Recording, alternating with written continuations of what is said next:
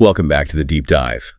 If you are listening, you already know our mission here is to take the sources you share with us, the articles, the research papers, even internal company notes, and really distill them into essential, memorable knowledge. And today, we are taking a fascinating turn.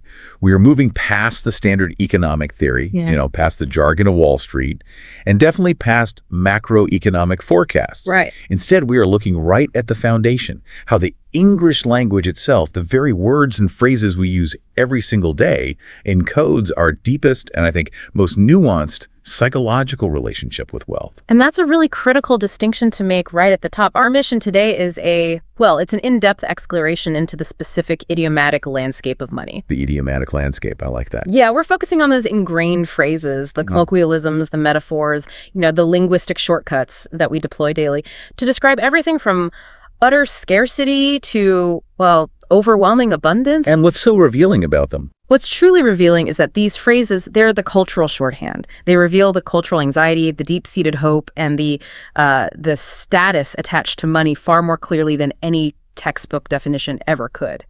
We're finding the critical nuance that's embedded in our everyday speech. Okay, let's unpack this immediately then. Let's start with the positive side of the equation. Yeah. Financial accumulation. Sure. If you were, say, teaching English to a new learner, they might use a really clinical phrase, something like collecting money. Yeah. But a native speaker, someone who really gets the cultural weight of the action, they move almost instantly to the phrasal verb, save up. And that's essential. We have to recognize the conceptual difference between those two actions. Collecting money feels passive, You might collect coins you find on the ground. Right, it's aimless. Exactly. But save up implies what academics would call a teleological approach. Which is a scholarly way of saying what exactly? It's just saving with a specific, articulated end goal in mind. It's not just passively accumulating cash. It's deliberately, gradually amassing capital for a defined, envisioned purpose. Just think about the examples you hear all the time. I'm saving up for college, or I'm saving up for a down payment.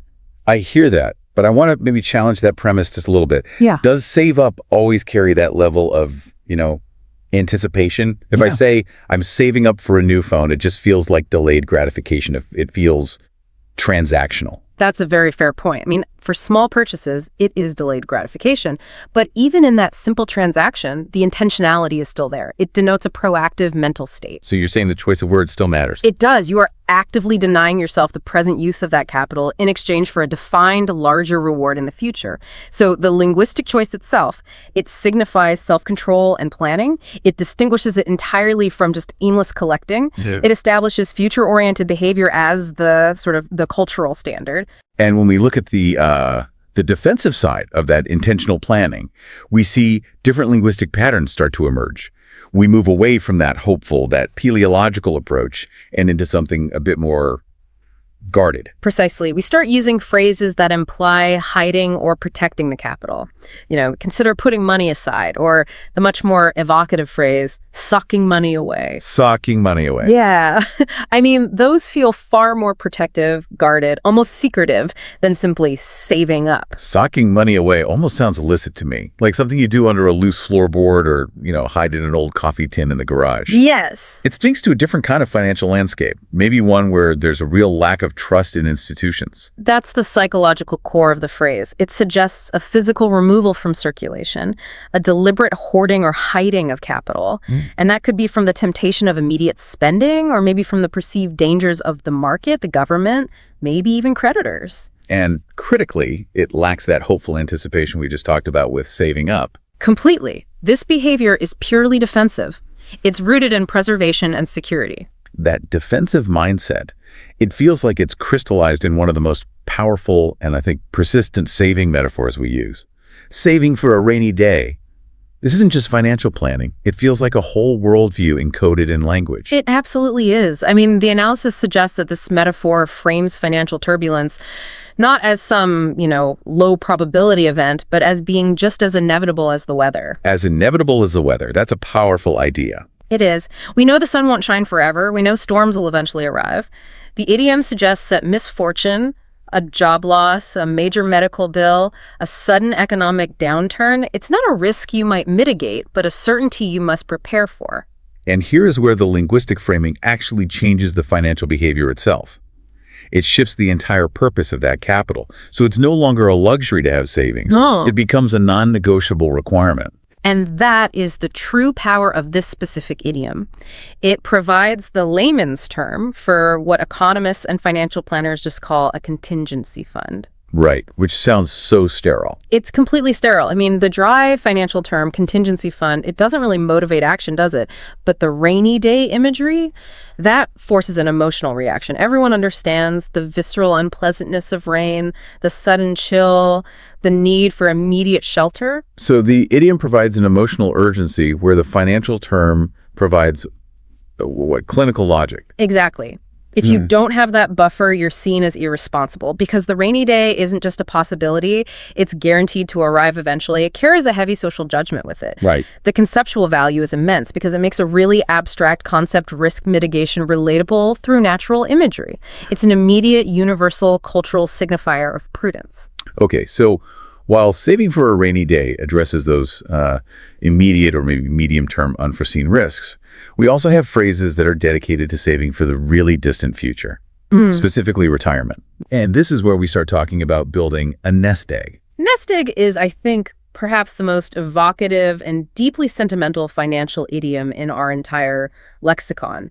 It takes this highly protective imagery from the natural world, bird's nest, cradling fragile potential, and applies it to a person's lifetime of savings. The fragility of that image is what really stands out to me. The implication is that this capital has to be guarded with profound care. It must be protected from market predators and nurtured until it's needed. It's a very vulnerable, very organic image applied to something as abstract as stocks or bonds. And the image inherently holds the promise of future life and growth.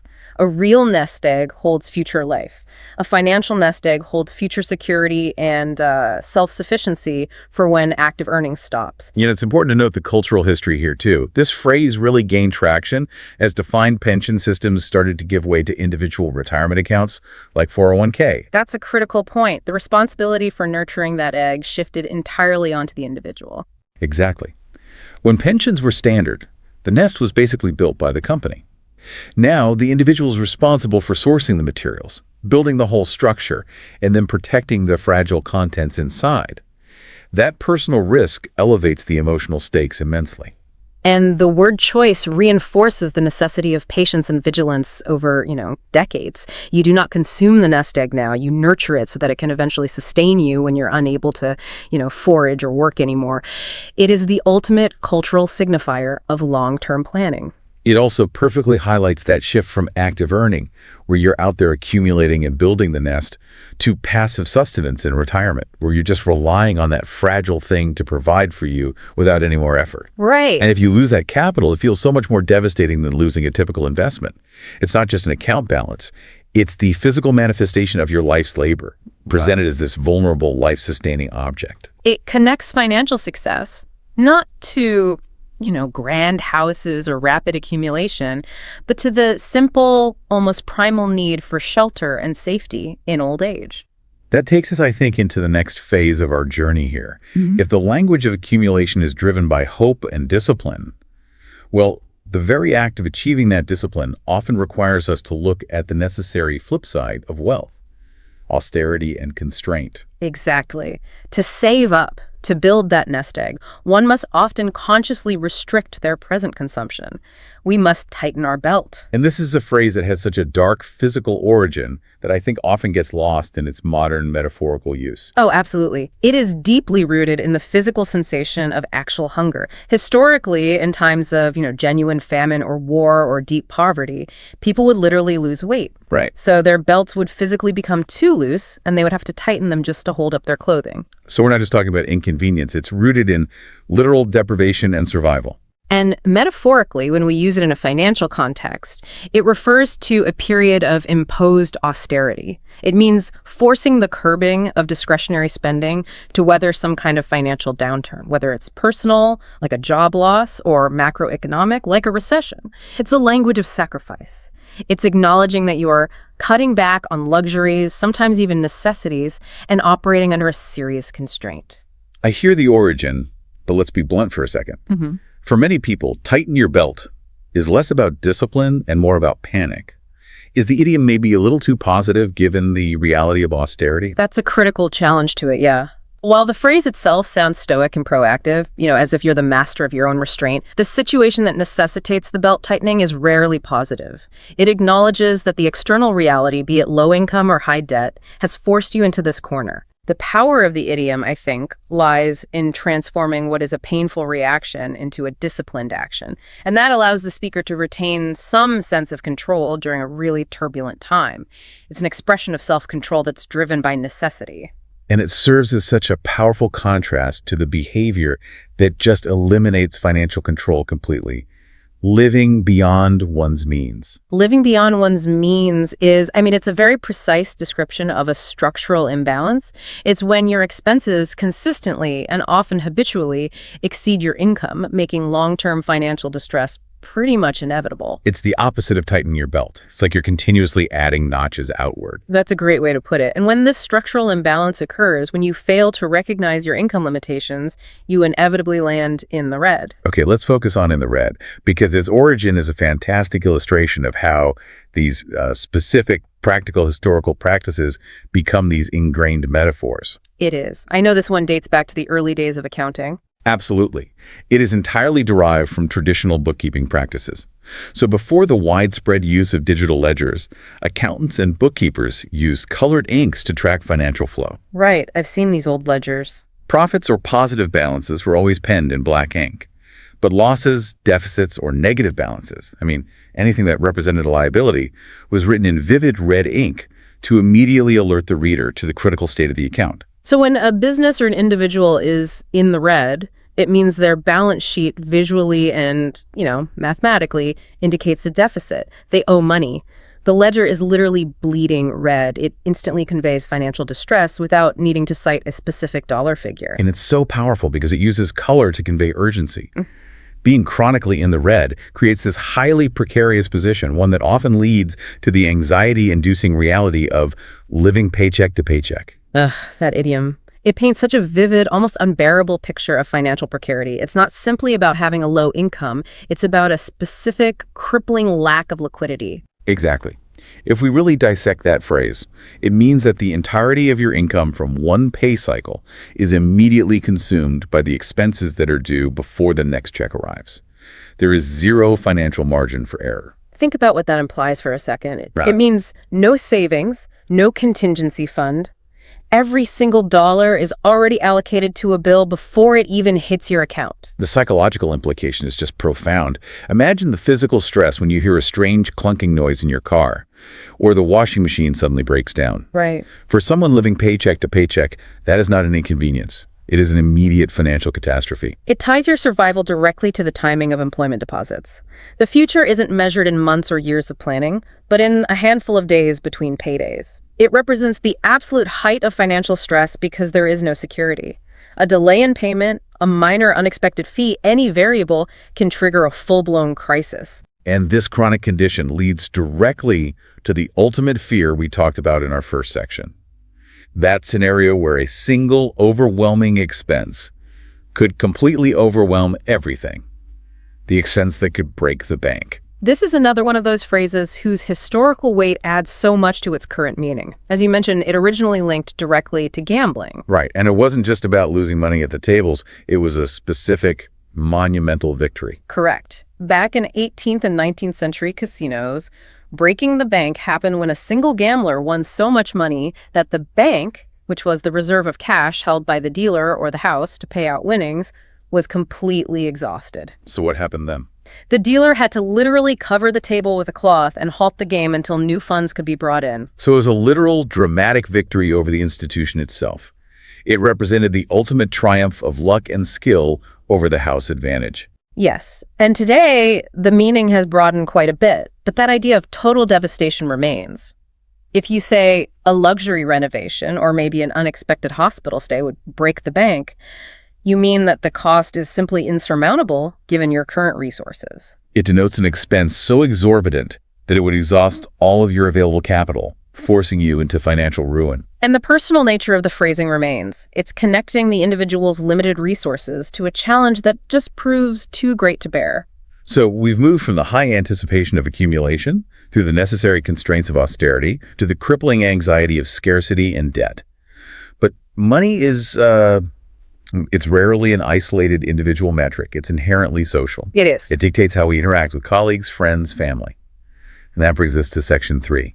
Interpersonal dynamics of shared expenses. This is where language acts as a critical social lubricant. I mean, money is a source of discomfort for so many people, and we need these shorthand terms to navigate the awkwardness of shared liability when, shared experiences incur shared costs.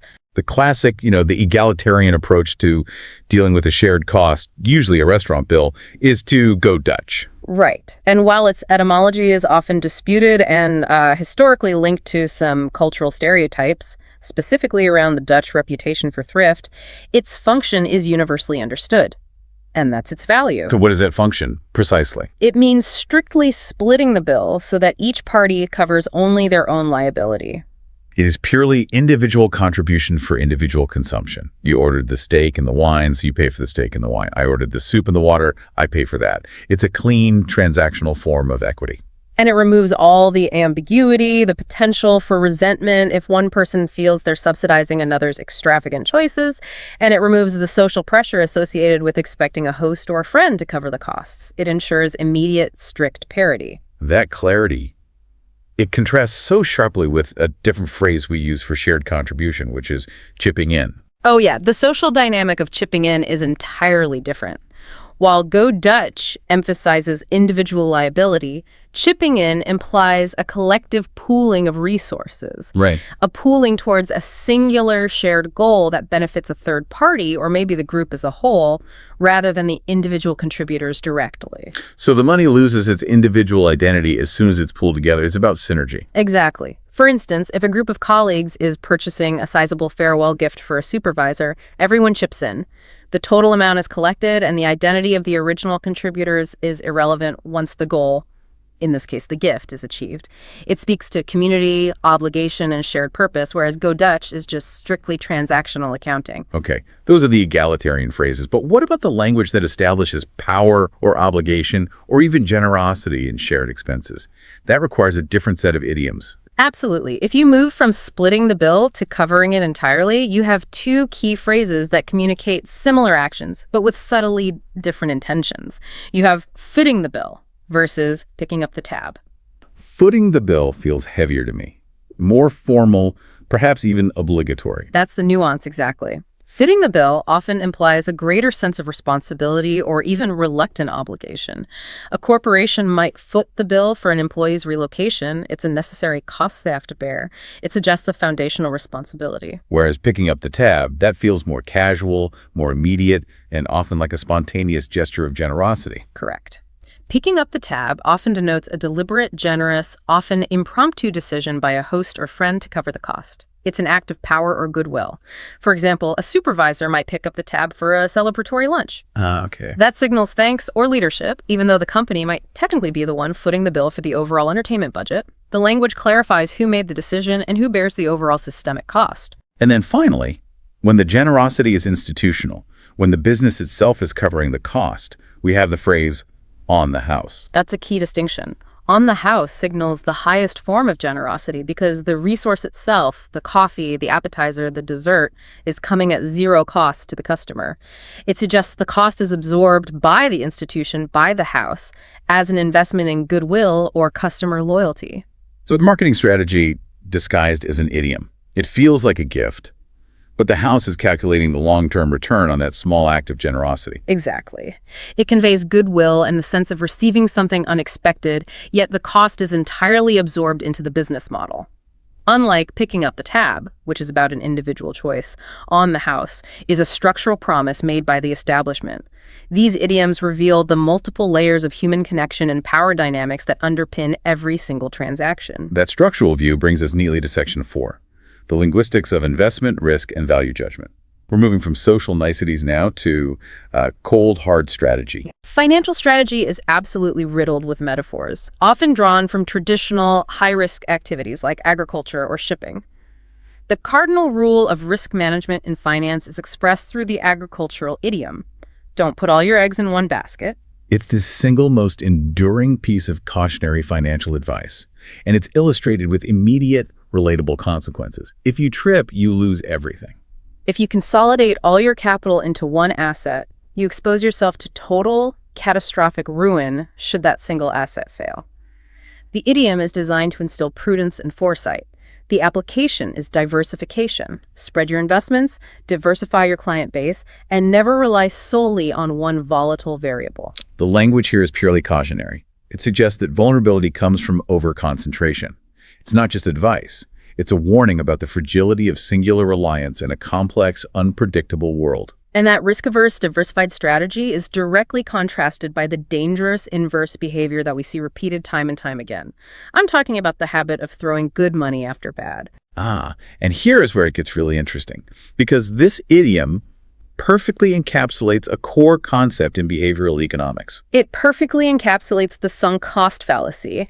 This is perhaps one of the most powerful psychological urges that undermines rational decision-making in finance and in life. So what's the core idea? The core idea is that past expenditures, the capital, the time, the emotional effort you have already invested, which is the bad money, that becomes an irrational justification for continuing to invest, which is the good money, even when the rational expectation of future returns has ceased entirely. So the rational mind says, cut your losses, but the psychological mind says, I can't quit now, I've already invested so much. The psychology is rooted in loss aversion. We are hardwired to feel the pain of a loss, the wasted initial capital, far more intensely than we feel the pleasure of an equivalent gain. To quit means acknowledging that the initial investment was a mistake, and that painful admission drives us to continue pouring in new resources in a vain attempt to revive or justify the resources that are already irretrievably lost.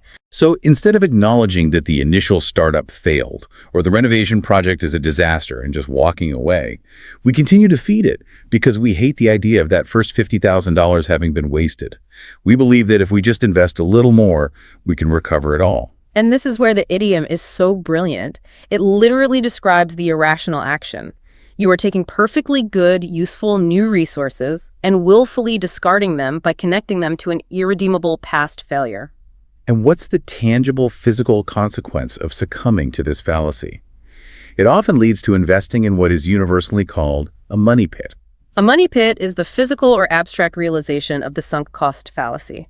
It's defined as an asset, often a decrepit property, a perpetually failing piece of machinery, or a business venture that never stabilizes, that drains resources relentlessly. It often exceeds its own intrinsic value without any return or even a positive future outlook. I think we all have a money pit lurking somewhere in our lives, whether it's a car we refuse to sell, a perpetually broken appliance, or a subscription we keep forgetting to cancel.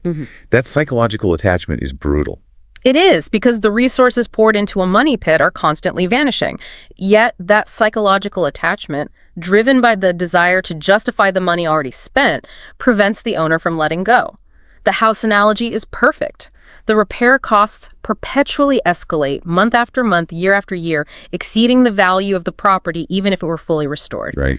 The wisdom embedded in the idiom is to recognize that sometimes the smartest financial decision is to accept the loss and exit the pit, rather than continue that spiral of expense. That brings us neatly to the next part here, assessing value and misplaced frugality. Because there's a trap related to short-sighted spending that sounds disciplined, but is financially fatal. Penny wise, pound foolish. This is one of the most brilliant and enduring critiques of flawed financial behavior in the English language. I like to label this behavior financial myopia or extreme short-sightedness. It refers to a person who is scrupulously, painfully frugal regarding small, insignificant sums, the pennies, while being utterly reckless or careless with large amounts, the pounds. It's the classic behavior we see every single day. The person who drives 10 miles out of their way to save 5 cents on a gallon of gas, but then immediately buys a completely unnecessary, expensive electronic gadget online without any comparison shopping. The linguistic distinction between the penny, the tiny unit of currency, and the pound, the significant unit, is essential here. It perfectly captures the structural hypocrisy of the approach. They expend massive effort on saving a microscopic sum, which makes it disproportionate to the gain, and their recklessness with the large sum undermines all their small efforts. They fundamentally misunderstand where true value and prudence should be applied. And the most common outcome of this mindset, buying based solely on the lowest sticker price rather than the best long-term value, is what we call a false economy. A false economy is the logical outcome of being penny-wise, pound-foolish. It's an action taken specifically to save money that, paradoxically, results in a greater overall cost over the long run.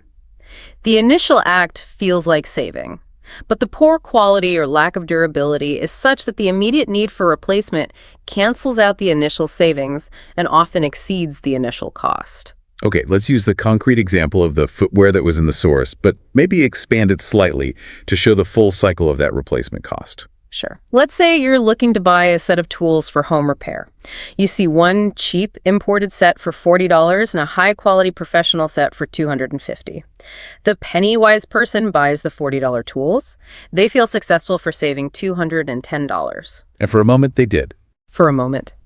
But the wrench slips, the screwdriver tip snaps, the sockets rust instantly. They break after 3 uses. Now, that person has to go out and purchase a second set, maybe a third, often paying slightly more each time to upgrade. So over a year, they may have spent $120 on 3 cheap, inferior sets, experienced immense frustration, and they still lack the reliable tools they need. Had they invested the $250 initially in the quality set that lasts for 5 years, the frustration is avoided, and the total cost per year is dramatically lower. The false economy is that initial short-sighted decision to prioritize the lowest sticker price over the total lifecycle cost and quality. It is a fundamental miscalculation of value. And this leads directly to that core capitalist sentiment that you get what you pay for. That phrase is almost a truism in durable goods and specialized services. It suggests a direct correlation between price and inherent quality. If the price is dramatically low, there is almost always a structural reason for it. Substandard materials, poor labor conditions, or cutting corners in the manufacturing or delivery process. It's an implicit warning against expecting champagne results on a beer budget. The opposite of you get what you pay for is the excitement, though, of acquiring something for a song. For a song, right. Yeah. It means acquiring something at a trivial price, perhaps for next to nothing. The phrase implies that the cost is comparable to the minimal effort required to sing a tune. It's the excitement of the perceived massive win, the genuine bargain. But the caveat here, given the you get what you pay for dynamic, is that attempting to get something for a song often results in acquiring a substandard product rather than a genuine bargain. You might have saved money, but what you received has limited utility or immediate defects. And this is the final challenge in this section, navigating the difference between a legitimate steal or a bargain and a ripoff. A steal feels like an advantage gained through superior market knowledge. It is exactly that. A steal or a bargain implies that the price you paid is significantly lower than the object's true intrinsic or market value. And that's usually because the seller is unaware of the real value or desperately needs quick liquidity. It is the perfect outcome of smart shopping and market astuteness.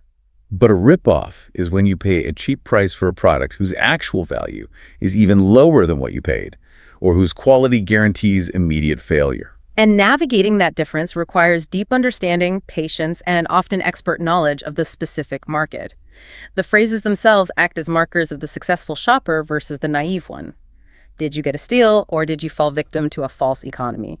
The language forces us to evaluate our strategy and our outcomes. Okay, we've covered saving, debt, social expenses, and strategic risk assessment.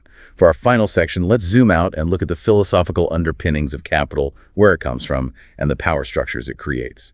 Section 5, the origin and influence of capital. We begin with the most culturally pervasive parental lecture phrase, designed to instill work ethic and prudence across generations. Money doesn't grow on trees. That phrase carries such enormous cultural weight. It is not a literal statement of botanical fact. It's a core instruction about value. It emphasizes the scarcity of resources and establishes the direct necessary correlation between labor, time, and sacrifice, and the eventual accumulation of capital. By stating it doesn't grow on trees, you are explicitly saying it must be earned through effort, skill, or discipline. It instills a fundamental value system.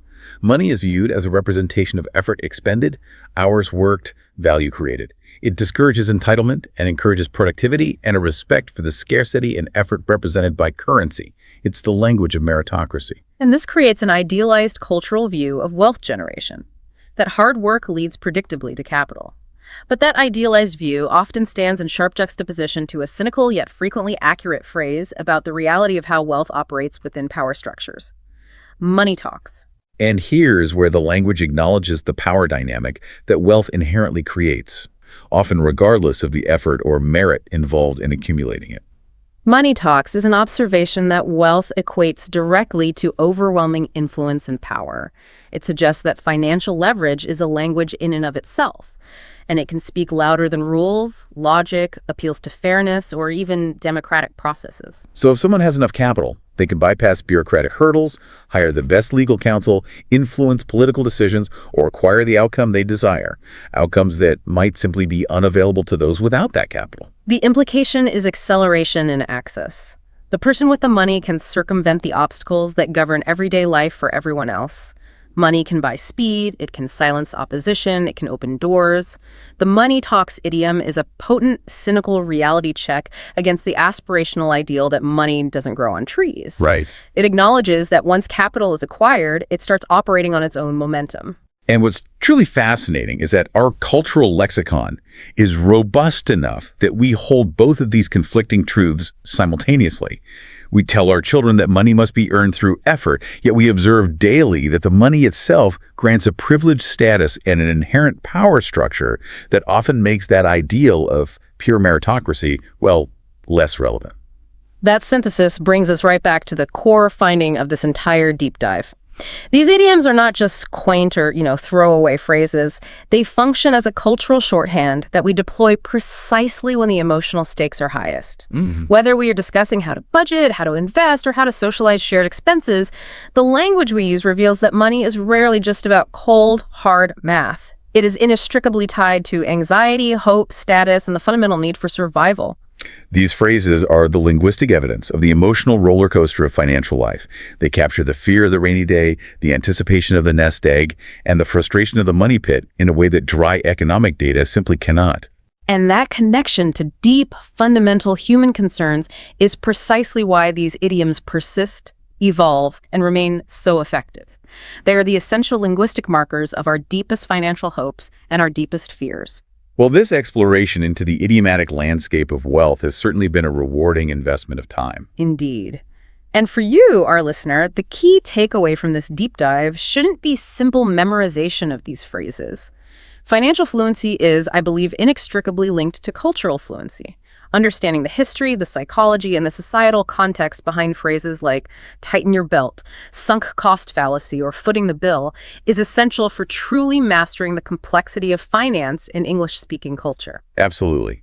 We encourage you to start noticing when and how these phrases are used in your daily life. And here's a final provocative thought for you that builds on everything we've discussed. If these idioms reveal that money is rooted in anxiety, hope, and status, what does the specific idiom used in any given conversation immediately reveal about the speaker's current emotional state regarding their finances? That's a great question.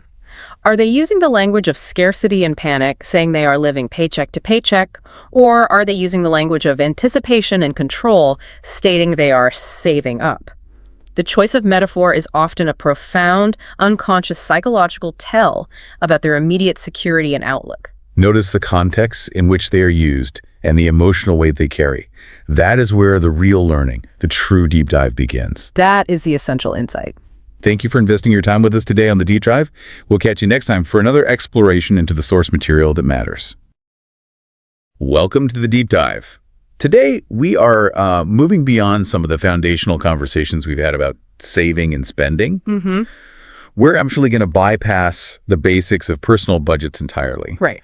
And instead, we're going to try and tackle what feels like a crucial linguistic shortcut for, mastering the vocabulary of the modern economy. That's absolutely right. I think today our focus is really shifting. We're going to be dissecting the complex idioms of entrepreneurship, of business valuation, Okay. and maybe most importantly, the crucial economic psychology that's required for any kind of long-term wealth building. We're really trying to move from just maintenance to true mastery. And the stack of source material you shared with us, it provides this really fascinating analysis of that exact transition. It does. It's an examination of the shift from, that traditional corporate lexicon, the language of secure, linear career paths, Or the old way of doing things. to the much more dynamic, often stressful, but also potentially high leverage language of self-employment and enterprise. It's about learning to speak like a founder, not an employee. The world of work has just fundamentally changed, and the vocabulary, well, it has to catch up.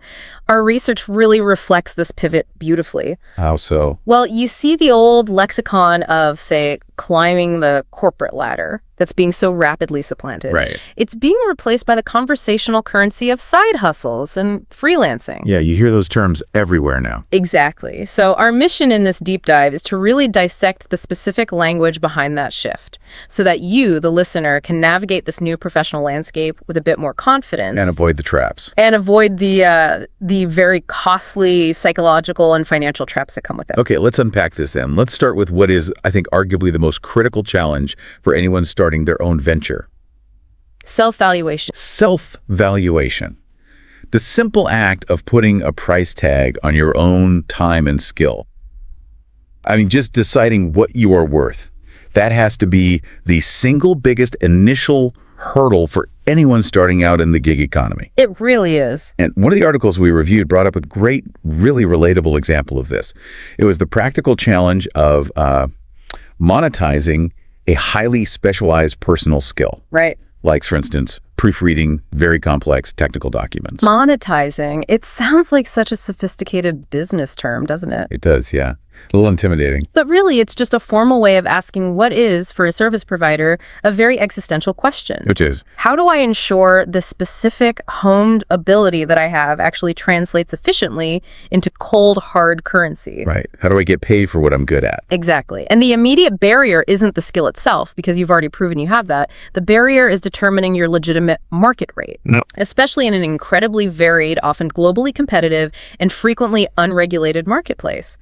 There's no HR department giving you a standard pay grade anymore. No, you're on your own. And this is where that critical psychological barrier really shows up, which the analysis describes as selling oneself short. A perfect idiom for it. It's a beautifully descriptive idiom.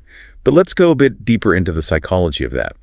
Why do people, especially highly skilled professionals, why do they default to undervaluing themselves? Well, that phrase, it defines that precise moment when you undervalue your capabilities, and it can be for a lot of reasons. Like what? Maybe it's a fear of rejection, a lack of confidence in this brand new business identity you're trying to create. Sure. Or maybe even a subconscious fear of success and the responsibility that comes with that. That's interesting. So it's a form of self-sabotage. It is. It's self-sabotage driven by anxiety, and it's often tied directly to imposter syndrome. I mean, when you're used to an employer setting your wage, the internal pressure to justify a high price point all by yourself, it feels enormous. I think we all experience that internal negotiation. You look at what other people are charging, people who might have more experience or a bigger portfolio, and the natural, almost defensive instinct is to price low just to get that first piece of work. Of course. But the research highlights a very real, very practical danger in doing that. And it goes far beyond just losing a few dollars on the first job. That danger is all about establishing a low precedent. A low precedent. If you start low, clients will immediately anchor their expectation of your value right there. Humans are just. We're highly susceptible to anchoring bias. So once that low number is out there, it becomes the baseline. Raising your prices later, even when your skills or your efficiency or your portfolio have significantly improved, that becomes an incredibly difficult negotiation. Because you've already trained your client base to think you are worth less. Exactly. You've set the bar against yourself. So how do you navigate out of that low precedent trap once it's set? Is it even possible? Or are you just sort of doomed to low pricing forever? It's definitely challenging, but no, it's not impossible. The sources we looked at suggest a couple of key strategies. Okay. First, you need to segment your offerings. So if you feel you absolutely must offer a low rate for an early client, you have to label it explicitly. What do you mean by label it? You call it a portfolio building rate or a beta testing discount, something that frames it as a temporary introductory offer. Got it. So you're managing expectations from the start. You are. And second, you need to create a minimum viable price, one that covers your time plus a profit margin, and you have to hold fast to it. And if you go any lower than that, Any lower, and you're not running a business anymore, you're just paying for a hobby. that makes a lot of sense. Clear communication really reframes the client's perception. And speaking of low precedent, we have to address the trap of offering friends and family discounts.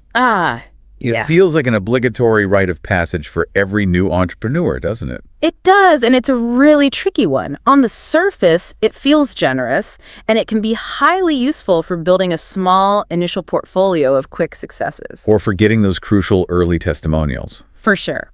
But the analysis warns that this goodwill can establish a really dangerous precedent, especially if you end up relying on that network for long-term referrals. Why is that?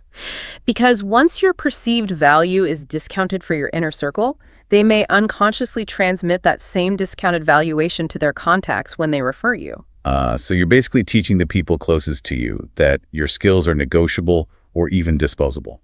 That's a great way to put it. You're trying to build a scalable enterprise, not run a charity for your social circle. The sources suggest that if you feel you must offer a discount, it's better to offer a value add instead. Like what? Like a faster turnaround time or maybe a bonus feature rather than just cutting the numerical price. I see. So you maintain the integrity of your market rate while still showing goodwill. Precisely. Now, once you've crossed that valuation barrier and you've decided what you are truly worth, the next major conceptual shift is internal. It's understanding where your operational money needs to go.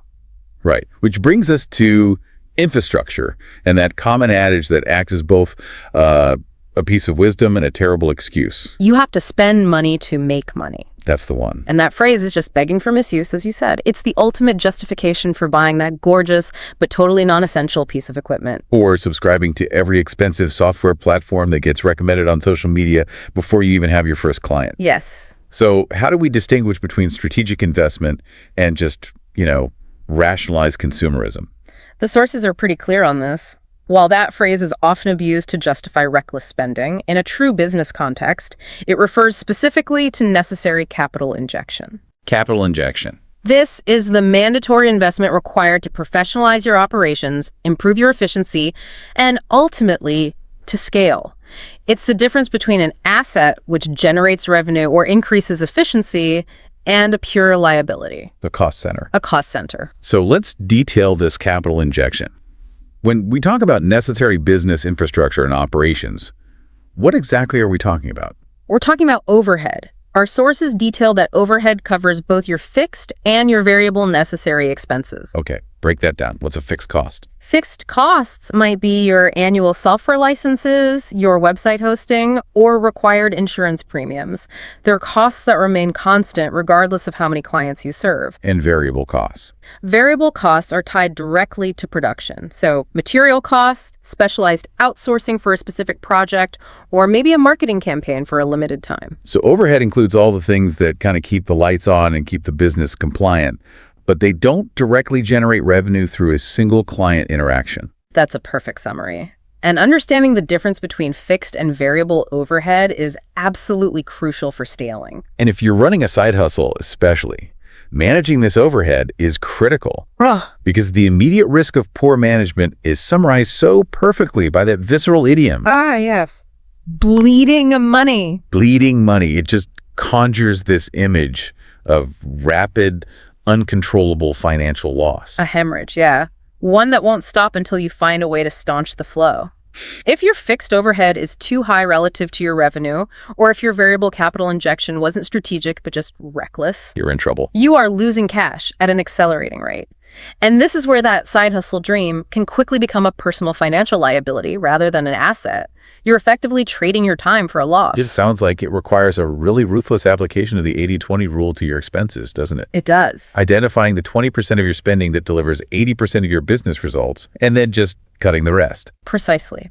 And this leads directly to the ultimate clarification that every fledgling entrepreneur needs to internalize, something far more important than just gross revenue. Which is true profitability. True profitability. So the focus has to be on net profit.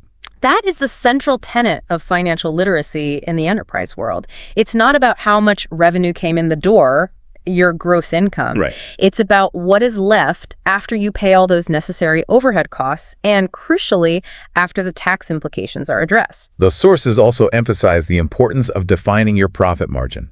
Yes. Why is that specific metric so vital in this context? Because it's really the only metric that truly reflects the efficiency and the viability of your business model.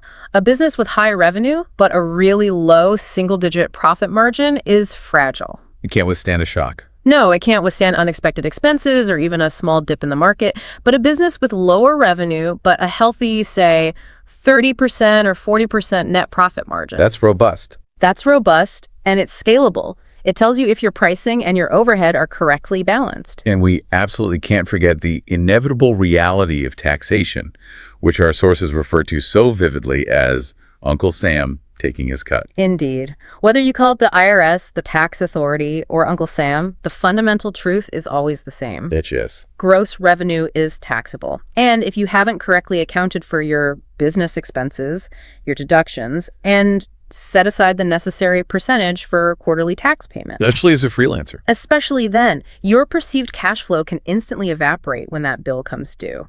A huge aspect of managing net profit is ensuring you are rigorously separating your business funds from your personal funds. Treating the business like its own entity. Even if you are a sole proprietor, you have to treat it as a separate entity. It's the difference between looking busy and actually building wealth. So, we've established the necessity of correctly pricing your services and managing your visible costs. But now we have to move into the much murkier world of invisible costs, which often sabotage people who are otherwise excellent at managing their cash. When we talk about invisible costs, we have to start with a concept that sounds intensely academic, but is actually intensely practical for every decision we make, every single day. Opportunity cost. Opportunity costs. It does. It sounds like a concept reserved strictly for economics textbooks. Probably something for CEOs making billion-dollar acquisitions. But opportunity cost is such a vital tool for daily decision-making, in business and in life. At its core, it's simply the implicit sacrifice of benefits from option B when you choose option A. I love how the analyses we looked at defined it. They called it the invisible price tag on everything we do. That's a great way to think about it. We often only focus on the explicit cost, the money spent, or the time immediately consumed. But we completely neglect the real, quantifiable value of the alternative path we rejected. And that is exactly why recognizing opportunity cost is so practical. It forces us to evaluate our decisions based on scarce resources. Not just cash. Not just cash, but time, energy, and mental bandwidth. It gives genuine economic weight to that common aphorism, time is money. Right. Time is not just some poetic metaphor for money.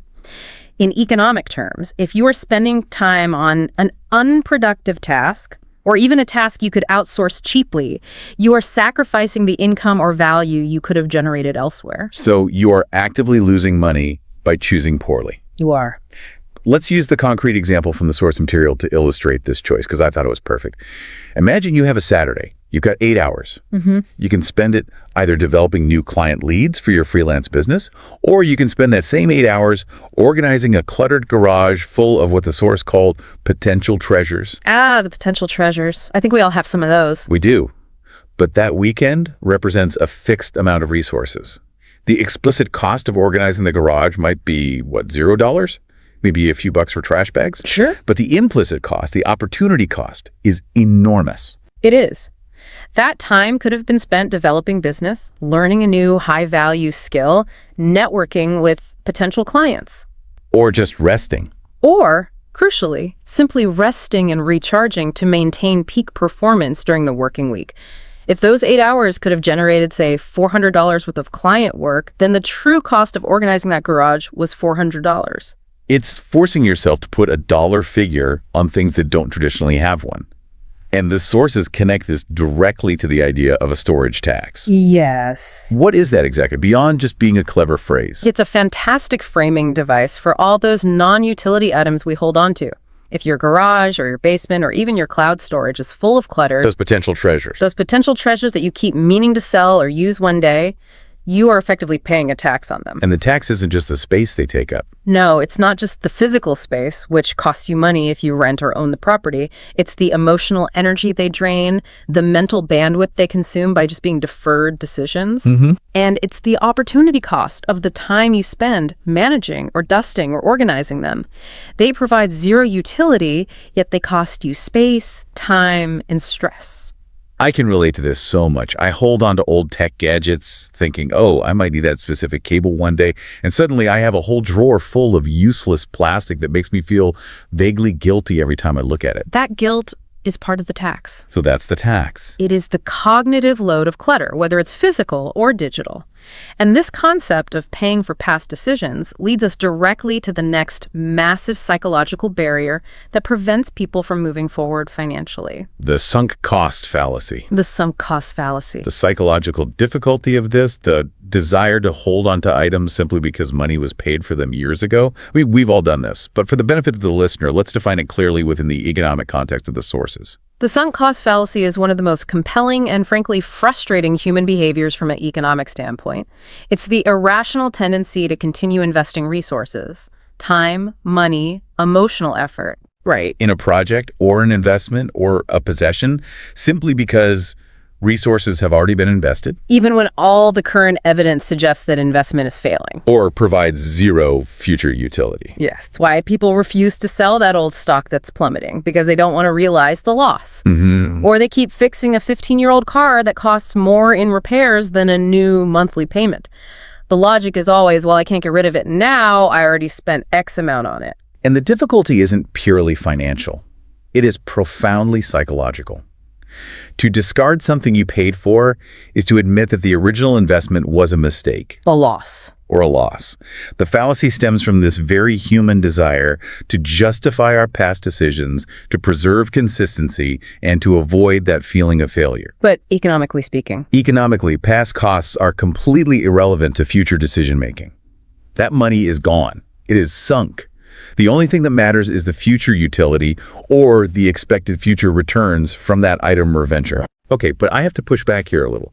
In the early stages of a side hustle, say you invest $500 in a marketing course and it's not working perfectly right away. Yeah. Don't you have to persevere? Isn't there a fine line between the sunk cost fallacy and just demonstrating necessary grit? That's a brilliant distinction, and it's the core challenge of this fallacy. Grit is essential, absolutely, but grit needs to be guided by data. So how do you tell the difference? The distinction lies in setting objective, predefined exit metrics. Before you invest that $500, you define what success looks like. For example, I will generate $1,000 in new revenue within 6 months from this. I see. If, after 6 months, you're still at zero, the money is sunk, and adding more time or resources becomes irrational, you have to distinguish between a calculated risk that just needs time to mature and a commitment trap that is objectively failing. Which is why the associated skill, the ability to cut your losses, is so essential, not just in business, but in managing personal well-being. Absolutely. Cutting your losses is the essential antidote to the sunk cost fallacy. It means acknowledging that the money or time is gone. It is history. Right. And the smartest path forward is to cease investment immediately, even if the act of admitting defeat feels painful. It runs counter to our instincts. It runs directly counter to our natural human instinct to persevere. But if we connect this to the bigger picture, mastering this skill is about freeing up your future resources from the prison of your past mistakes. It creates immediate financial and mental agility. It requires some ruthlessly honest self-assessment. You have to ask that killer question. If I knew then what I know now, would I buy this or start this again? Exactly. And if the answer is no, you cut the losses and reallocate those resources. And that relentless focus on future utility, rather than past expenditure, pivots us smoothly into a larger, more philosophical discussion about how we should approach value itself. We've talked a lot about costs, visible and invisible. Now let's shift the conversation a bit to intentional spending. The sources offer up this piece of wisdom that is so simple yet so profoundly impactful. It gets right to the heart of avoiding those ongoing financial pitfalls. This is the ancient, often attributed to grandmothers, wisdom. Buy quality, and you only cry once. I love that proverb because it is so resonant with the pain of an initial large purchase. It is. You cry the first time because of the high price point, that initial pain of the money leaving your account. But why is that initial pain preferable to just choosing the cheap option? Well, it speaks to durability, to long-term utility, and to reduced hassle. It's often referred to as the total cost of ownership. Right. A high-quality item or a professional service generally requires less maintenance, it lasts significantly longer, and it performs better. It saves you not just money on replacement, but huge amounts of time and frustration over the long run. So the initial pain of the higher price is preferable to the recurring low-level pain of constantly replacing cheap, inferior goods. Precisely. This mindset forces you to think about the total lifetime cost, not just the sticker price.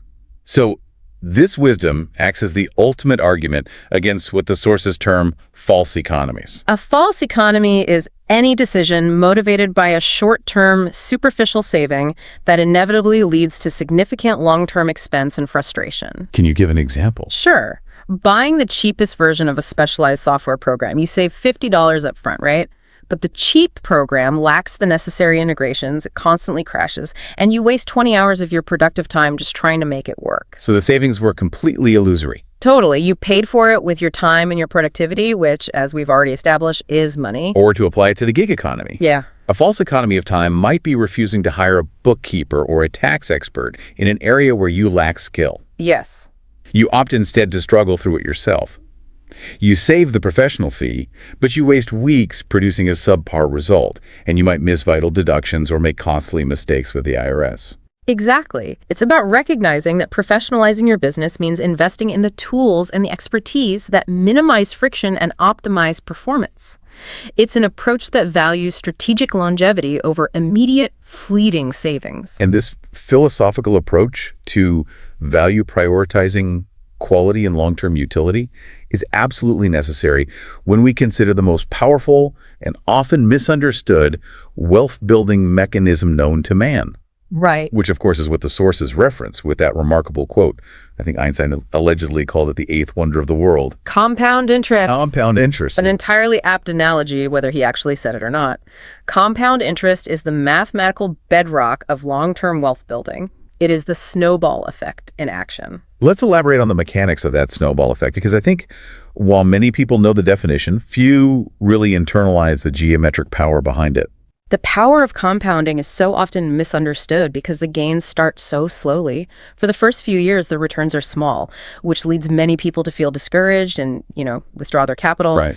But compound interest is simply the concept of earning returns on your initial investment plus earning returns on all the previous returns that have already accumulated. So it's the gains generating more gains. Exactly. Yeah. Which leads to the geometric progression of wealth. And geometric progression is the key differentiator there. Linear growth, like your hourly wage, is just arithmetic. You work 50 hours, you get paid for 50 hours. It's a flat addition. Right. But geometric progression is exponential growth. It's multiplication that rapidly accelerates over time. And the sources really emphasize that building wealth through compounding is about time, consistency, and discipline. It is not about a sudden stroke of luck. It's not about striking gold. No, it's not about striking gold, a windfall from an inheritance or a lottery win. Those are anomalies, and they often lead to poor financial decisions because the person hasn't developed the necessary financial discipline. True wealth is built consistently over decades. It's the difference between hoping for a sudden spike and committing to a steady upward curvature on a graph. And that focus on discipline means you have to resist the urge to tap into the principal. And even more challenging, you have to resist the urge to sping the gains. You have to leave the investment untouched so the gains can accumulate on top of the gains. And this is where the behavioral analysis comes in. Compounding is fundamentally a waiting game. It requires patience that connects directly to that idiom. Slow and steady wins the race. The ultimate tortoise and the hare analogy for finance. It really is. And that idiom feels incredibly dissonant in the modern economy, doesn't it?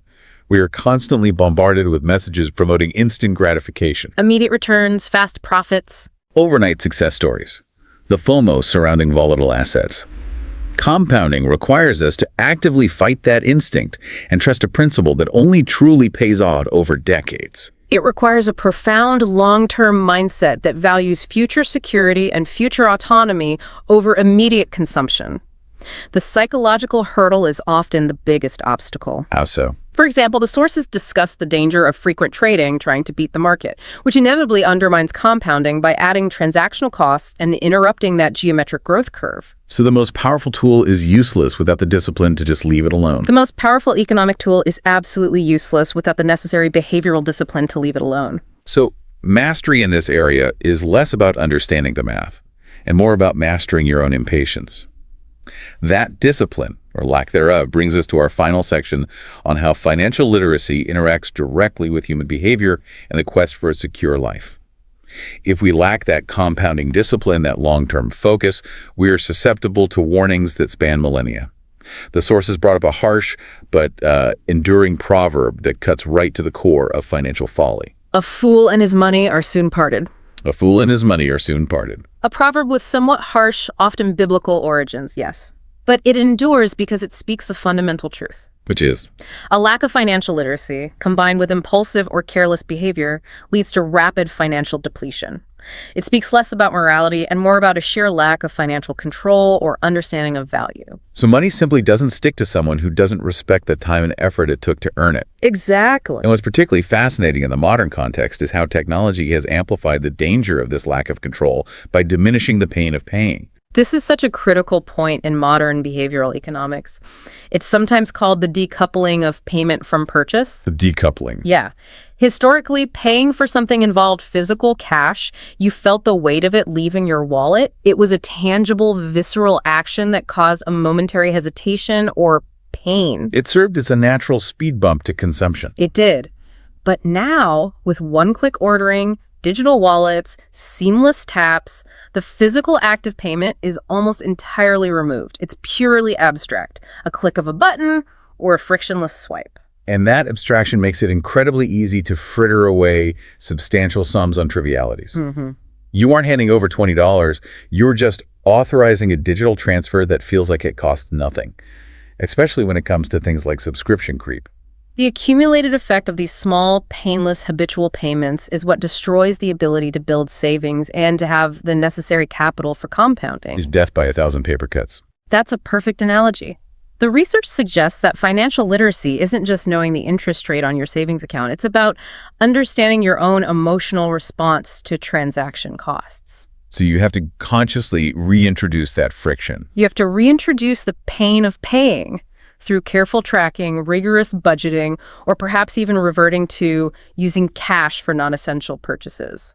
So the modern challenge isn't overspending on one big item, but the accumulation of dozens of small, painless outflows that go unnoticed because the act of payment is so immediate and abstract. Exactly. You need to transform the abstract back into the tangible. Only then can you truly allocate resources towards building security. And this finally takes us to the ultimate philosophical and often contentious cliche. Money can't buy happiness. That's the one. This is where we need to apply maximum nuance, I think. Yeah. Because this cliche can be used by those with money to dismiss the genuine economic struggles of others. It absolutely can. And while the cliche is true in the sense that money cannot purchase fulfillment or genuine emotional connection or robust mental health, Right.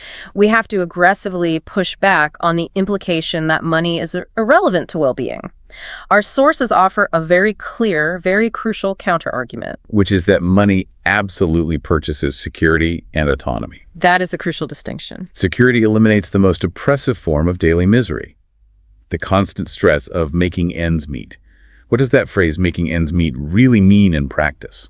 It means living with chronic high-level anxiety. It's the fear of debt, the constant worry about a surprise expense, the struggle to afford basic necessities like rent and food. These are immense, constant obstacles to happiness. They are. Money provides the essential buffer against tragedy, illness, and economic downturns. It buys you choices, which is the very definition of autonomy. And the sources note that while the correlation between money and day-to-day happiness plateaus at a certain income level, it does, but the removal of misery, the stress of precarity, that continues to climb with increased security. So money doesn't create joy, But it removes the immediate daily sources of despair. It frees up your intellectual resource. Exactly. The refined perspective we can extract from these sources is that money removes the obstacles to happiness. It's a powerful facilitator. Okay. It frees up your mental energy and your time, which, remember, is money to pursue fulfillment, better relationships, personal growth. If you are constantly stressed about covering rent, you have zero cognitive bandwidth left to pursue your passion or improve your life. So money is a tool that grants you the safety and autonomy necessary to start working on happiness. But it is not the source of contentment itself. Well, this has been a substantial value add for my own understanding of entrepreneurship and behavioral economics. We've covered a lot of ground today. We have. We've transitioned from the psychology of self-valuation all the way to the practical reality of geometric wealth. We've established that moving into the gig economy requires not just new skills, but a whole new vocabulary. We emphasized how defining your legitimate market rate has to guard against that psychological trap of selling yourself short. And establishing a low precedent that is just so hard to undo. Right. And we clarified that the famous need to spend money to make money must be focused exclusively on necessary business overhead, differentiating fixed from variable costs. All to ensure you accurately calculate your net profit and avoid that disastrous path of bleeding money. Furthermore, we analyzed those invisible costs that sabotage so many personal and business decisions. The crucial concept of opportunity cost, yeah. The sacrifice of the path not taken, which gives real economic weight to the idea that time is money. And this, alongside the necessary discipline to cut your losses, immediately to counteract that debilitating sunk cost fallacy. Mm-hmm. And finally, we champion the long-term view, resisting false economies by always prioritizing quality and total lifetime value. And most importantly, harnessing compound interest, that geometric progression of wealth that requires patient discipline, contradicting the modern urge for a quick windfall or to strike gold. We really hope this discussion has been a significant value add for your economic toolkit. And don't forget to invest some time in reviewing today's specific vocabulary and concepts, not just as definitions, but as conceptual frameworks for better decision-making. Try to look for these dynamics in your own choices this week. And here is a final provocative thought for you to mull over as you wrap up this deep dive. Financial literacy is not merely about tracking transactions or balancing a checkbook. No. It is a constant intellectual exercise in understanding value, risk, and the long-term consequences of your habits.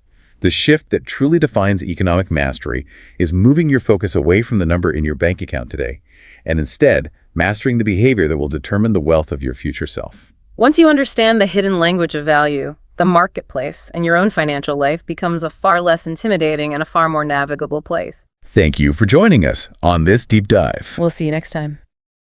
Welcome to the deep dive. You know, you came to us with this genuinely fascinating stack of source material.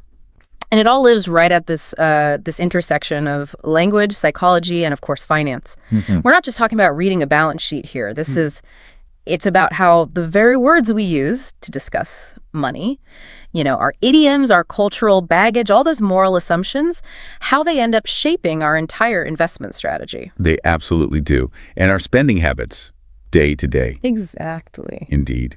I think our mission today is to move beyond just those surface level definitions. Yeah. We really want to give you the precise vocabulary and also the cultural context, the ethical insight you need to articulate these really complex financial ideas with, genuine nuance. To really get it. Yeah. Think of it as like an upgrade to your financial operating system. I like that. The sources we dove into, they really look at financial English, specifically focusing on culture, ethics, and this whole psychology of risk. What struck me right away, and I think we have to establish this right up front, is just how much of our financial reality is built on these highly subjective, almost emotional factors. That's the foundational premise. Yeah. It really is. Financial behavior is rarely, if ever, purely rational. I mean, if it were, economic modeling would be simple, right? Right. It'd be a solved problem. It would. Mm-hmm. But instead, our choices are so deeply influenced by these external social forces, internal psychological biases like loss aversion, and all these cultural frameworks that dictate everything. Everything from what? Well, from how we structure a business deal to, why we feel so compelled to buy certain things, these visible symbols of success. The math is really only half the story. Yeah. The psychology and the sociology, that's the rest of it. Okay, let's unpack this. So we're going to structure this dive into, let's say, 4 key areas. First, we'll tackle the concrete, the technical language of risk and investment. We'll define terms like volatility and tolerance with some real precision. Mm-hmm.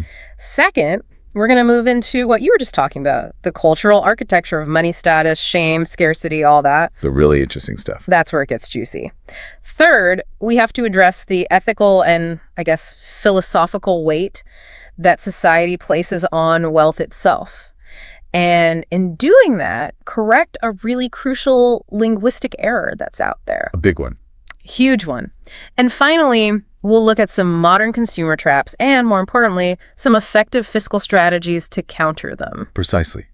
Because understanding the terminology is, of course, essential, but understanding the implications of that terminology and the behavioral triggers tied to it, that's what truly separates the novice from the expert. Right. By the end of this, you'll recognize that the language of wealth isn't just descriptive, it's actually prescriptive. It tells you what to do. Okay, so let's start where any serious financial discussion really has to begin. It's that personality trait that governs how we approach putting our money to work. Capital allocation, yeah.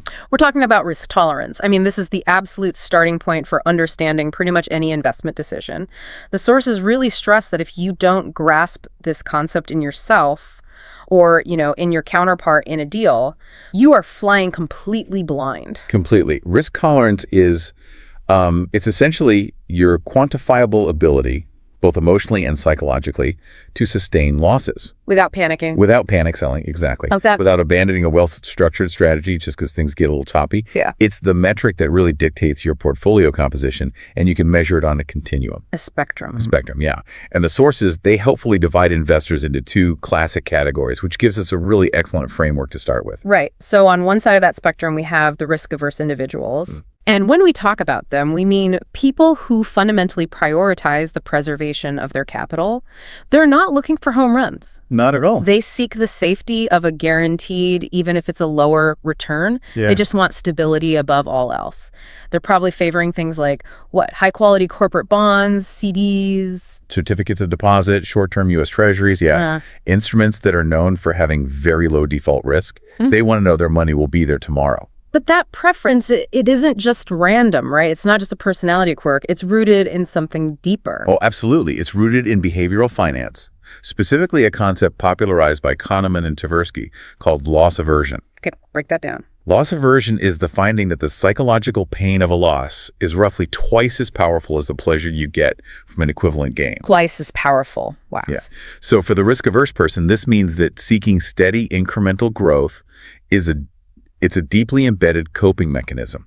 Their primary financial function is to secure reliable cash flow and just avoid negative events. So they're optimizing for peace of mind. That's the perfect way to put it. They're optimizing for peace of mind, even if it means sacrificing higher potential returns. They look at a 10% potential gain and a 5% potential loss, and their brain just screams about that loss. It's way more powerful than the excitement of the gain. I see. So they aren't necessarily poor investors. That's not what this is about. They are simply investors who have psychologically optimized their portfolio for stability instead of maximal growth. Exactly. Their strategy is all about ensuring a stable, predictable trajectory. Their goal is not to double their money overnight.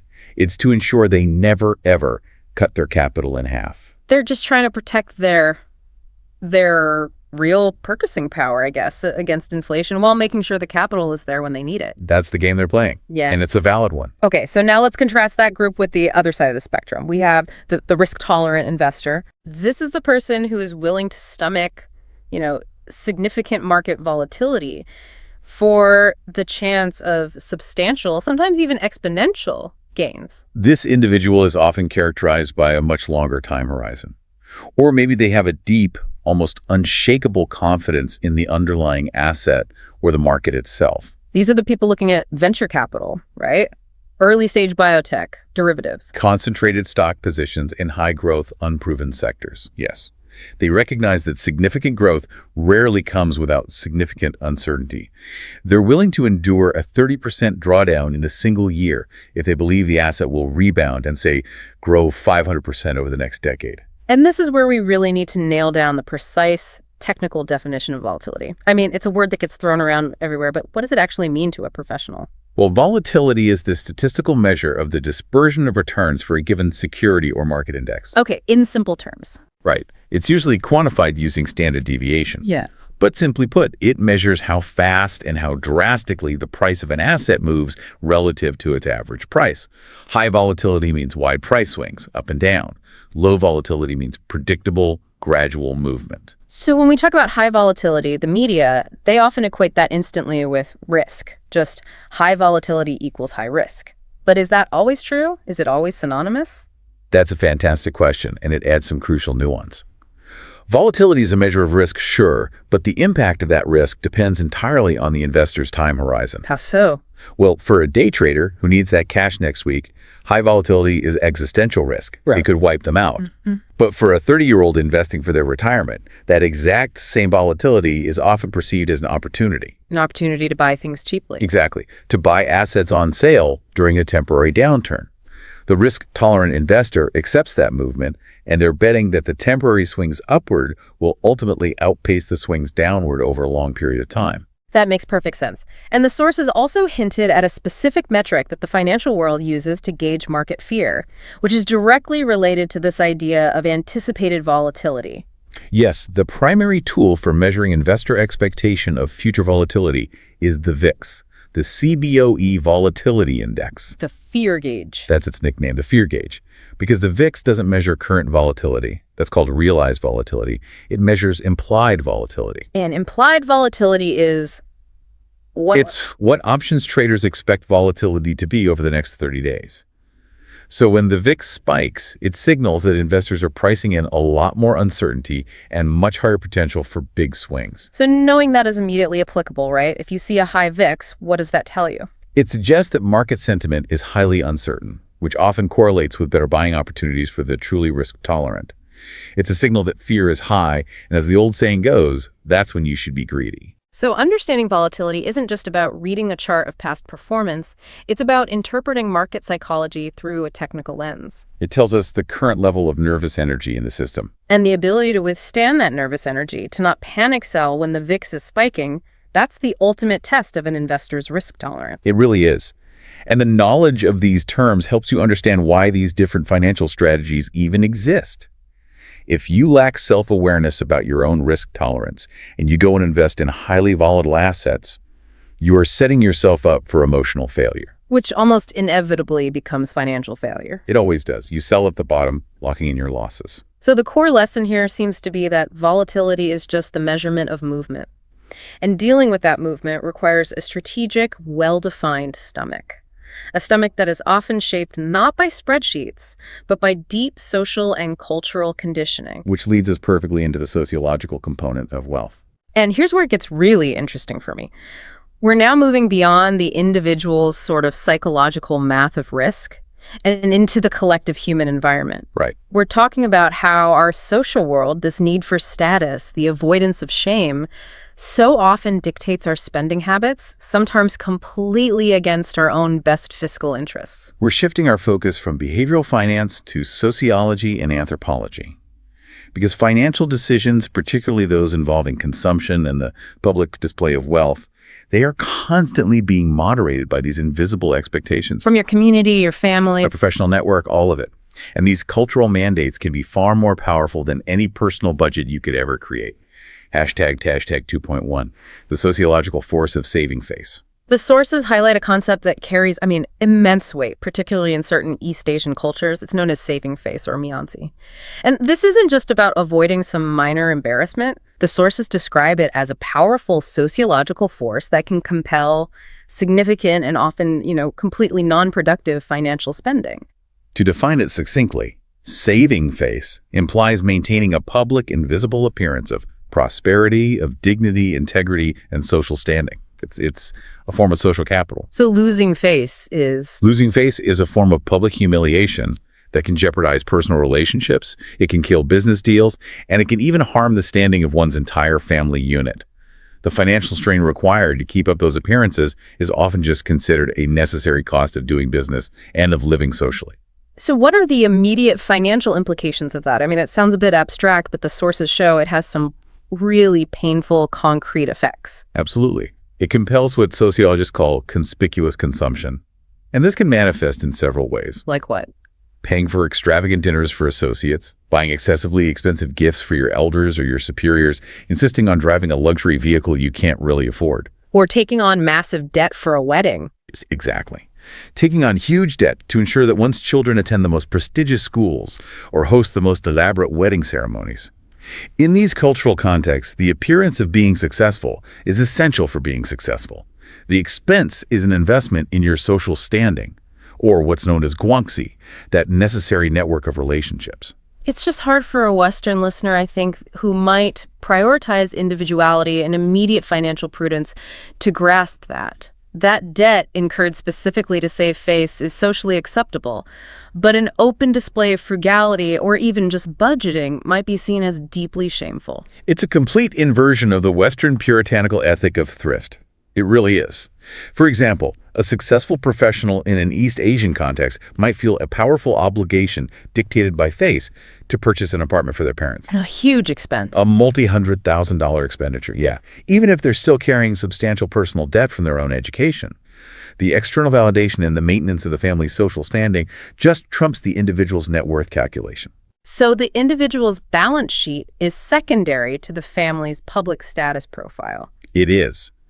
The lack of such a public demonstration would signal failure and bring shame upon the entire family, which, in that context, is a fate worse than death. So the pressure isn't just to be wealthy, but to constantly perform well for the benefit of the collective. That's it, exactly. And that brings us directly to a related and very high-stakes ritual that uses money to signal that status. Footing the bill. Hashtag 2.2, the ritual of footing the bill. This simple phrase has some really deep administrative roots. The etymology, as the sources noted, is highly practical. It's literal, right? It's completely literal. Footing the bill originates from the act of placing your signature at the bottom or the foot of the ledger or the invoice. It signifies your final responsibility and acceptance of the entire cost. Meaning you're absorbing the total expense of a collective activity, a business dinner, a client event, a big family gathering. Correct. And this ritual becomes this kind of financial dance. The sources talked about the contrasting cultural nuances here. They do.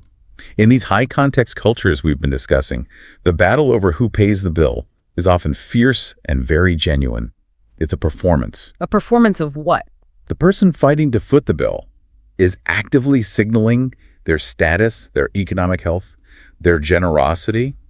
It's a statement. It says, my financial resources are so robust that this entire cost is immaterial to my household. And it creates a kind of social leverage, doesn't it? A reciprocity debt. It does. The recipient is now socially obligated to honor or support the generous party in the future. It's financial signaling that's being used as a mechanism for establishing hierarchy and creating future business opportunities. I remember an anecdote from the sources about two business rivals who got into this near-physical wrestling match over the check. Yes. Each one was genuinely arguing that they must be the one to pay it.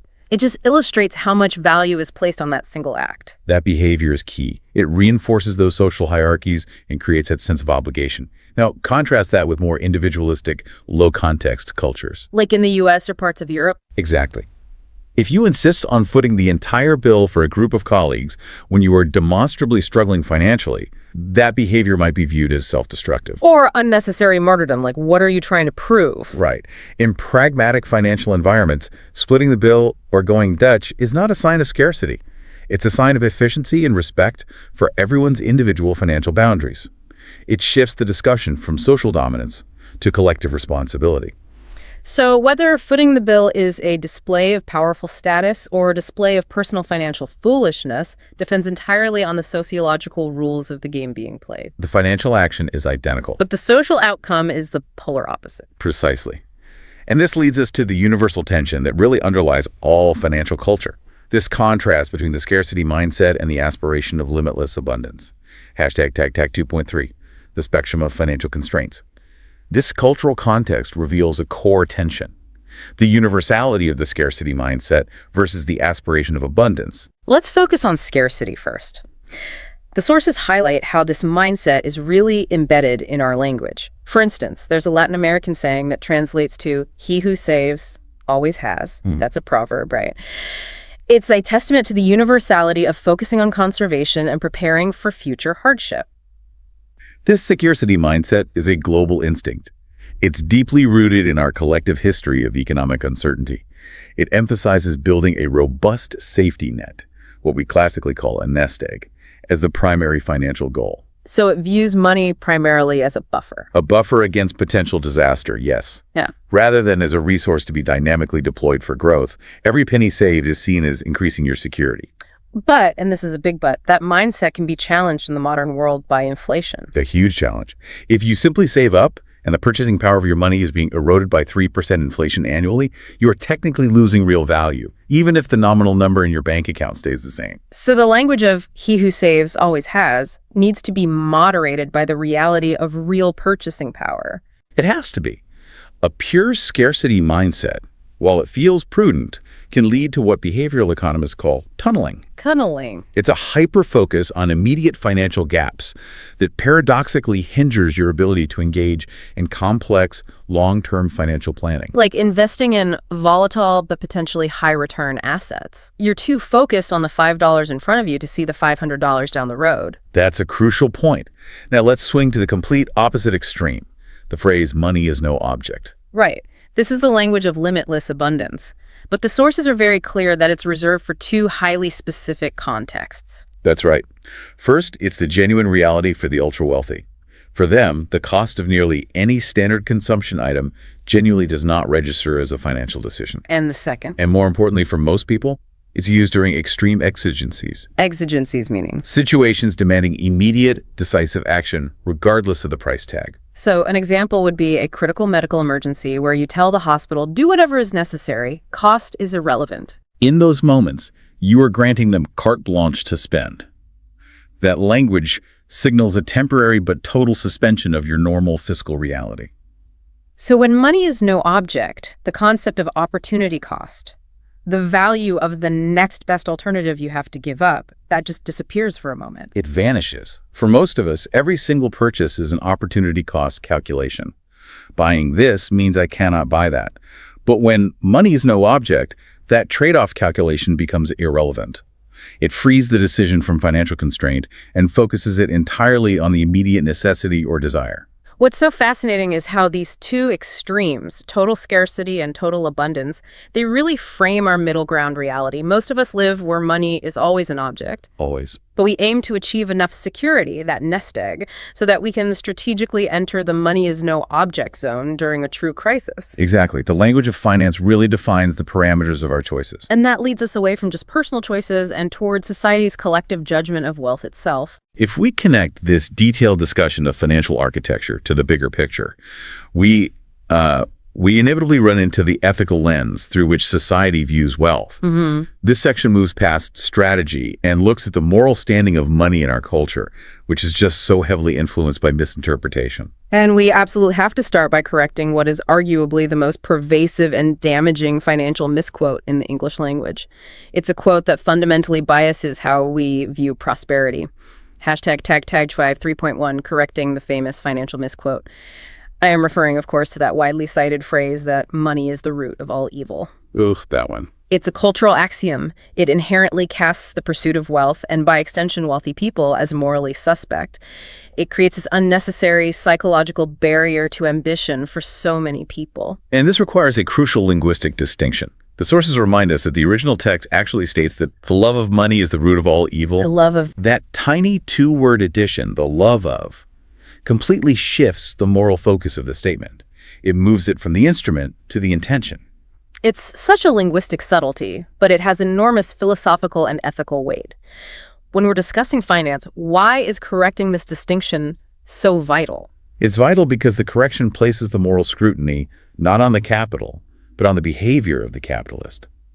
Money itself is morally neutral. It's a tool. It's just a tool. It's a medium of exchange, a portable, fungible representation of stored value and effort. You can use money to fund a philanthropic venture, to build critical infrastructure, or, conversely, to finance corruption. The moral character is assigned by the user's intent. So if we continue that analogy, the misquote is sort of equivalent to blaming the existence of paper for forgery. Exactly. When the paper is merely the vehicle for the crime. Right. The moral corruption that the original text identifies is avarice. It's the obsessive, unbridled greed for wealth, particularly when it's pursued regardless of ethical cost, or at the expense of human dignity. So when you love money, you're elevating the tool above its actual utility. You are. You prioritize accumulation over the purpose for which that accumulation was intended. And we see this play out in modern finance all the time, don't we? This avarice isn't just about, Scrooge McDuck hoarding his coins in a vault. It can become structural. That's a key insight from the sources. Avarice can be built into systems, particularly systems that prioritize very short-term gains. Consider the concept of agency risk. Where fund managers or executives have different incentives than the shareholders. Precisely. They're driven by the love of large bonuses tied to quarterly earnings. So they might make decisions that inflate the immediate stock price, but are deeply detrimental to the long-term health of the company or the security of their clients' assets. And the misquote mistakenly vilifies the neutral medium, the money. Instead of the diseased intent, which is avarice and short-term opportunism, correcting this allows you, the listener, to engage with financial success pragmatically and ethically. Understanding this distinction is genuinely empowering. It means you can strive for financial security, even significant success, without feeling like you're inherently becoming morally compromised. The goal shifts. It moves from fearing wealth to fearing obsession and short-sighted pursuit. Hashtag tag 3.2, valuing the intangible. Speaking of things that cannot be easily bought or sold, let's look at another piece of cultural wisdom. It's a rhyming adage that my own family relied on all the time. Health is better than wealth. It's a phrase that so often feels like a cliche until, you're forced to confront its truth. The sources really stress that while it sounds trite when you're young, its veracity becomes an undeniable financial truth as we age. And to understand its true weight, we need to connect it back to some hard financial terminology, specifically liquidity. Okay, so define liquidity for us again in the specific context. Liquidity is the measure of available cash or assets that can be quickly converted to cash without losing significant value. It's your instant spending power. So a stock is highly liquid, real estate is not. Exactly. A stock on a major exchange or cash in a bank account is highly liquid. Real estate or private equity is less liquid because it takes time and effort to convert to cash. So when the adage says health is better than wealth, it's making a profound statement about the limits of that liquid power. Exactly. It highlights that health and time and vitality are non-fungible assets. They cannot be replaced or repurchased with money once they're depleted. Wow. Non-fungible assets. You might have billions in highly liquid assets, but that liquidity cannot restore lost vitality or undo decades of neglect. You can purchase the world's best healthcare, sure, but you cannot buy back the 20 years you spent working 90 hours a week if that pursuit compromised your physical well-being. That realization forces a brutal recalibration of what we prioritize. It does. This also brings up the concept of the liquidity premium, doesn't it? That's the lower return you accept for having an asset that's readily accessible. We accept lower interest on a savings account because we can get that cash instantly. Right. But when we talk about health, the premium for having high health liquidity, immediate energy and function is priceless. That's a very sophisticated connection. And furthermore, the relentless pursuit of wealth often leads to what's called time poverty, which is another huge intangible cost. Too busy to live. If you are too busy managing your multi-million-dollar portfolio to spend quality time with your family or pursue hobbies that bring you joy, your quality of life suffers dramatically. The sources remind us that our most valuable assets, trust, reputation, health, time, they're all incredibly difficult to quantify on a balance sheet. But they are essential to your overall human capital. Absolutely. A portfolio might look staggering on paper, but if the investor is too physically or mentally depleted to enjoy it, the true return on that investment approaches zero. That really puts the health is better than wealth idea into a measurable, tangible context. It's not just a nice saying. Speaking of value and opportunity cost, let's pivot to one final, very modern idiom that just dominates our consumer landscape.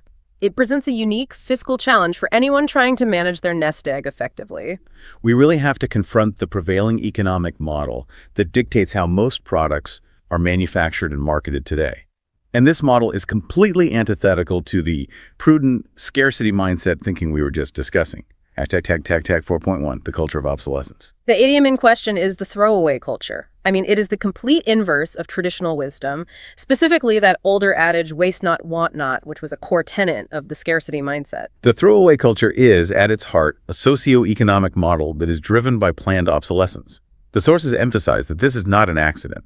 Goods are explicitly designed to break, to wear out, or to become technologically incompatible within a very short time frame. Usually right after the warranty expires. Almost always. And this isn't just technical obsolescence where the product just stops working. It's often stylistic obsolescence where it just looks outdated, or functional obsolescence where software updates intentionally slow it down. It sounds almost nefarious, but the sources show it's just a standard, albeit deeply taxing, economic driver. Why is this model so prevalent? Because it guarantees future demand. It's that simple.